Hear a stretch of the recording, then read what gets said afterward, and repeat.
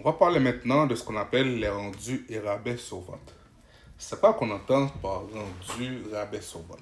En fait, lorsque le client retourne de la marchandise qui a été achetée antérieurement, on appelle ça un rendu.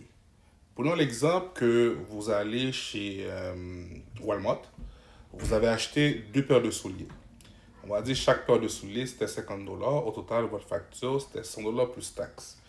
Et puis là, à arriver chez vous, soit qu'il y a un défaut, ou sinon vous n'aimez pas, comment dirais-je, la façon que votre soulier est. Et là, vous décidez de retourner la marchandise.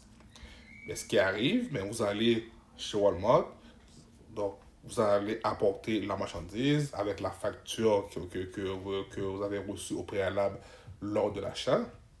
Dans ce cas-ci, pour l'entreprise Walmart ici, le retour de marchandises est considéré comme un rendu.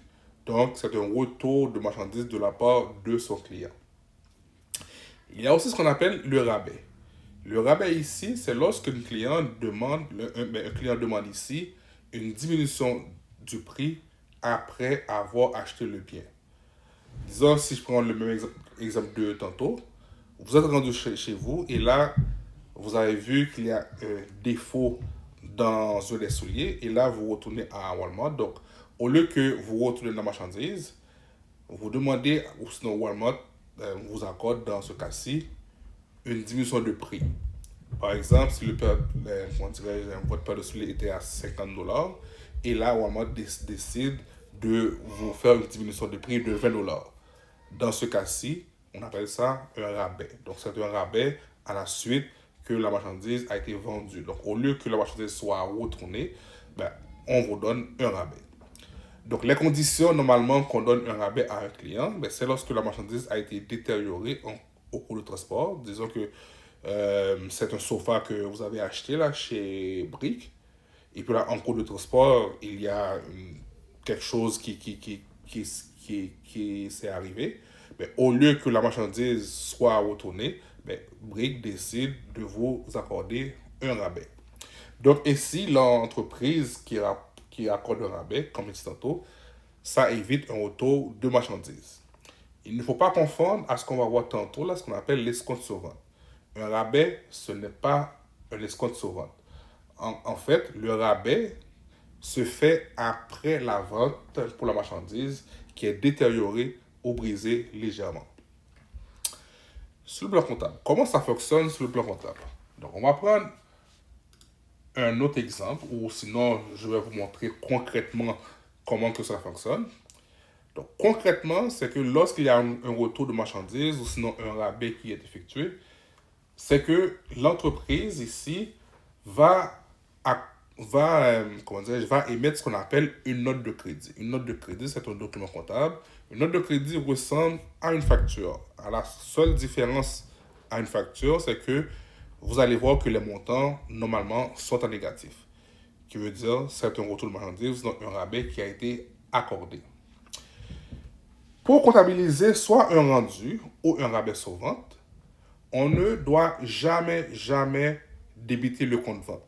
Donc, on s'entend ici, c'est tentant pour indiquer, mais puisque c'est un retour de marchandise, je vais débiter mon compte vente. La réponse est non. C'est que sur le plan comptable, on va utiliser un autre compte. On appelle ça un compte de contrepartie. Le compte de contrepartie ici, c'est le compte qu'on appelle rendu et rabais sur vente. Le compte rendu et rabais sur vente ici, ça fait partie de la catégorie de mes comptes de produits. À la seule différence ici, ce compte rendu et rabais sur vente, c'est un compte que je peux dire qui est lié ou sinon c'est un compte de contrepartie de mon compte de vente. Qui veut dire c'est un compte qui va évoluer dans le sens contraire de mon compte de vente.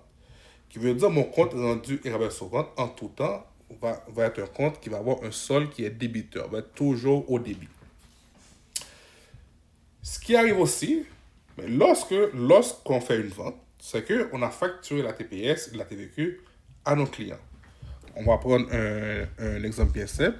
Disons que lorsque vous avez fait une vente, là, disons ma facture, j'ai vendu un bien, on va dire ici de la marchandise, On va dire ici, c'était deux chaises, exemple, pour un montant de $100.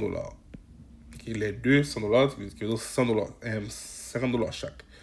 On avait facturé la TPS, on va dire c'était $5. On avait facturé la TVQ, je vais arrondir à $10. Au total, la facture était de $115. Donc, ça, c'était le total de la facture lorsqu'on avait fait la vente à notre client. Et là, notre client retourne une chaise, disons. Mais lorsqu'on va émettre ce qu'on appelle la note de crédit, ce que je vais indiquer sur la note de crédit, il y a une chaise qui a été retournée. Donc, le montant ici qu'on doit rembourser à notre client, c'est $50. Et puisque lors de l'achat original, le client avait payé la TPS et la TVQ sur les deux chaises, là, le client retourne de la marchandise, ben, on va venir également rembourser la TPS sur le $50 qui, en fait, qu'on a donné comme note de crédit. Qui fait en sorte ici, 5% de moins de $50, ça me donne moins 2,5. Ma TVQ, je vais arrondir ici à $5. Au total, c'est moins 57,50$ qu'on va rembourser à notre client. Donc, si le client avait effectué, si notre vente ici était une vente à crédit, par conséquent, tout ce qu'on va faire lorsqu'on va émettre la note de crédit, on va diminuer le solde que le client nous doit. Qui fait en sorte, sur le plan comptable, qu'est-ce qu'on fait? Ben, au lieu de débiter le compte vente, on va venir créditer le compte rendu rabais sur vente, comme dit tantôt, c'est un compte de contrepartie. Et par la suite, puisque la taxe a été remboursée, par conséquent, mes comptes de taxes qui étaient crédités lors de la vente, lors de la facturation, mais lorsqu'on émet la note de crédit maintenant, on doit venir débiter ces comptes de taxes. D'où les comptes de TPS, TVQ à payer doivent être débités parce que c'est de l'argent qu'on ne doit plus au gouvernement. Donc, si vous vous rappelez bien, lorsqu'on avait fait la vente ici, on a dit au gouvernement, on vous doit $5 de TPS et $10 de TVQ. Okay? Ça, c'était sur la vente de deux chaises.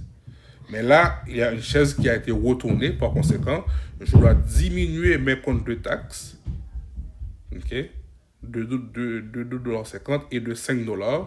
Mais la façon qu'on diminue ces comptes de passifs-là, en les débitant. Si vous vous rappelez bien de la notion de débit-crédit, un compte de passif diminue du côté débit. D'où ici, on débite le compte TPS à payer et TVQ à payer. Et maintenant, lorsqu'on avait fait la vente, disons, on avait débité le compte client de $115, que le client nous doit $115, mais là, le client a retourné une chaise, qui fait en sorte qu'on a accordé une note de crédit de $57,50. Mais puisque lors de la facturation, on avait débité le compte client ici de ce montant-là, maintenant, qu'est-ce qu'on doit faire pour venir diminuer le compte client? Parce que le client nous doit plus $115, le client nous doit la moitié de cela. Par conséquent, on doit venir créditer le compte client ici pour effectuer la diminution du compte client. Donc, en résumé ici, comme je dis, on ne débite pas le compte vente, on va venir débiter à la place le compte rendu rabais sur vente, qui est le compte de contrepartie. Et ce compte-là, dans votre plan comptable, porte le numéro 4510. Donc, qu'est-ce qu'on entend ici par compte de contrepartie? On dit ici, c'est un compte qui sert à compenser un autre compte. Okay? Ça peut être un compte actif, produit ou charge. Dans notre cas, le compte rendu et rabais sur vente ici, c'est un compte de produit. C'est un compte qui sert à compenser ici mon compte vente. Okay? Donc, qui fait en sorte mon compte vente, c'est un compte qui a un solde, qui va toujours avoir un solde créditeur. Et mon compte rendu rabais sur vente, c'est ce compte de contrepartie pour enregistrer tout ce qui est retour de marchandises ou sinon rabais qu'on va accorder à nos clients à la suite d'une vente. Okay? Donc, ça va être dans mon compte de rendu et rabais sur vente parce que ce compte-là va venir diminuer mon compte de vente. Donc, vous avez un exemple plus concret ici, comme pour vous expliquer bien le principe. Disons que votre entreprise a fait une vente de 10 iPads à un montant de 1000 $ chaque. Au total, on a comptabilisé 10 000 $. Ce montant-là va être comptabilisé dans mon compte vente. Dans ce cas-ci, mon compte vente va être crédité de 10 000 $. OK. On va dire ici que il y a le client là, nous a retourné deux iPads. Puisque chaque iPad a été vendu à un montant de 2000 $, par conséquent, on doit venir diminuer le compte client de 2000 $. Donc, si vous voyez l'effet ici, sur la vente nette, là, ce qu'on appelle la vente nette, c'est ma facturation, mon 10 000 $, moins ma note de crédit de 2000 $. Au total, ma vente nette, là, c'est comme en fait, la vente réelle de l'entreprise dans ce cas-ci, c'est 8000 $, soit 10 000 $ de vente brute, moins 2000 $ qui est le retour de la marchandise. Donc, en gros, le compte rendu et vente, lorsqu'on va présenter les états des résultats, ce compte de contrepartie-là va être en diminution de mon compte vente. Donc maintenant, je vous invite à faire l'exercice que vous avez dans votre PowerPoint. Là. Donc ici, qu'est-ce qu'on a? C'est que, vous vous rappelez bien, on travaille pour la boutique Pro Golf Inc. Okay. Le client, qui est M. Guy Pro, nous a retourné de la marchandise. Donc tantôt, là, c'est qu'on on avait comptabilisé la facturation. Maintenant, en date du 23 janvier, le client nous a retourné de la marchandise, nous a retourné ici, comment dirais-je, une paire de souliers Nike de montant de 215 $. Nous, on a émis la note de crédit pour un montant de 132,22 €. Donc 75 avant taxes, ainsi que la TPS et la TVQ. Donc je vous demande de comptabiliser ce retour de marchandises.